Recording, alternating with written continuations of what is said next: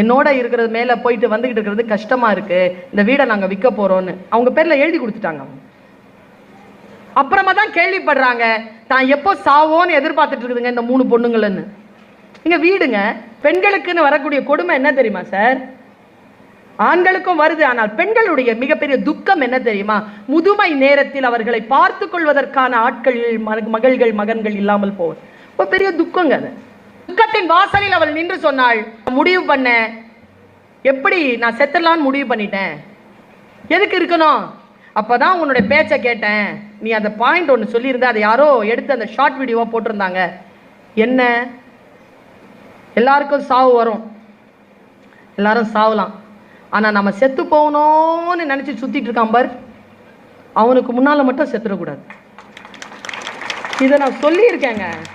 அந்த அம்மாவுக்கு ஏதோ மனசில் பட்டுருச்சிங்க. அது நேராக 65 வயசு, அதுக்கு நேராக கோர்ட்டுக்கு போய் சீனியர் சிட்டிசன் நான் தெரியாமல் என் சொத்தை இவங்க பேரில் எழுதி வச்சுட்டேன், எனக்கு திருப்பி கொடுங்கன்ன உடனே அரசாங்கம், அந்த நீதிமன்றம் அதற்கு அவங்களுக்கு சார்பாக 3 பேரையும் காலி பண்ண வச்சு அந்த வீட்டை கொடுத்துருச்சிங்க. அது கிரவுண்ட் ஃப்ளோரில் அது இருக்குது, ஃபர்ஸ்ட் ஃப்ளோரில் வந்து வாடகைக்கு விட்டுருக்கு, செகண்ட் ஃப்ளோரில் டெய்லரிங் கடை நடத்தி அதில் வரக்கூடிய வருமானத்தை சாப்பிடுது. அதில் வரக்கூடிய வருமானத்தில் ஒரு சுடிதார் எனக்கு வந்து சேர்ந்தது.